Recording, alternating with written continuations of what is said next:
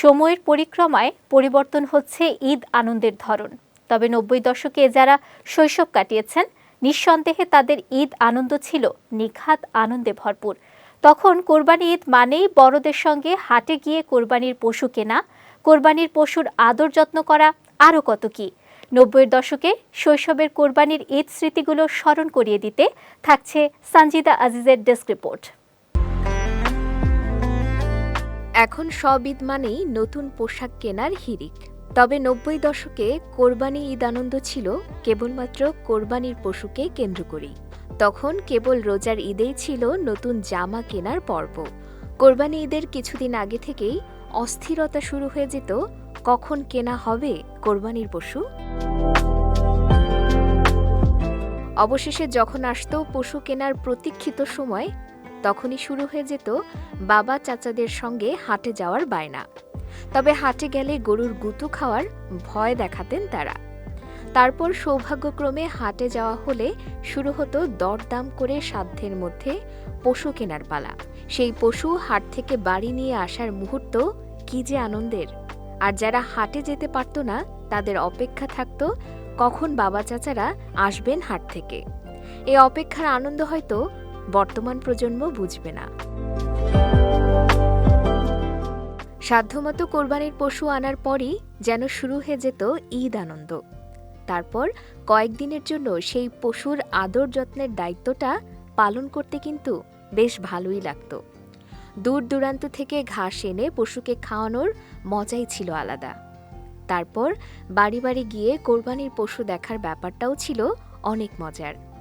কার গরু শান্ত, কার গরু পাজি, এ নিয়ে যেন শুরু হয়ে যেত চুলচেরা বিশ্লেষণ। ঈদের দিন সাত সকালেই কোরবানির পশুকে গোসল করানো হতো।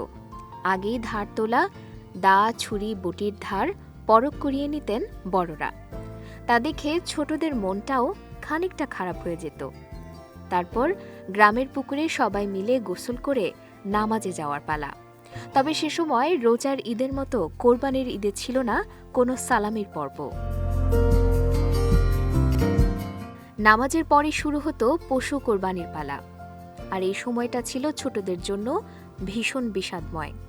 কয়েকদিন ধরে যেই পশুটিকে আদর যত্ন করে লালন পালন করা হয়েছে, সেই পশুটিকে জবাই করতে দেখা ছিল কিছুটা হলেও কষ্টের। পশু জবাইয়ের পর বাড়ির উঠানে কলা পাতা বিছিয়ে শুরু হতো মাংস কাটাকুটির কাজ। সেদিন বড় থেকে ছোট সবাই হয়ে যেত একদিনের কসাই। আর আশপাশের আত্মীয় স্বজন প্রতিবেশীদের মাংস দিয়ে আসার দায়িত্বটা কিন্তু ছোটদের উপরেই পড়ত। তারপর বিকেলে মা খালারা মাটির চুলায় চড়িয়ে দিতেন মাংস। সারা বছর যতই মাংস খাওয়া হোক না কেন, কোরবানির দিনের মাটির চুলায় রান্না করা সেই গরুর মাংসের স্বাদই ছিল আলাদা। ওয়ালটন আবারও মিলিনিয়ার অফারে ওয়ালটন ফ্রিজ কিনে আপনিও হয়ে যেতে পারেন মিলিয়নিয়ার। ৯০ দশকে শৈশব কাটানো যেই দর্শকরা এই প্রতিবেদনটি দেখছেন, তারা হয়তো ইতোমধ্যে হারিয়ে গেছেন সেই সোনালী অতীতে। অনেক ঈদ আসবে যাবে, কিন্তু কালের গর্ভে হারিয়ে যাওয়ার সেই দিনগুলো আর কখনো ফিরে আসবে না। সানজিদা আজিজ, বিজয় টিভি, নিউজ ডেস্ক।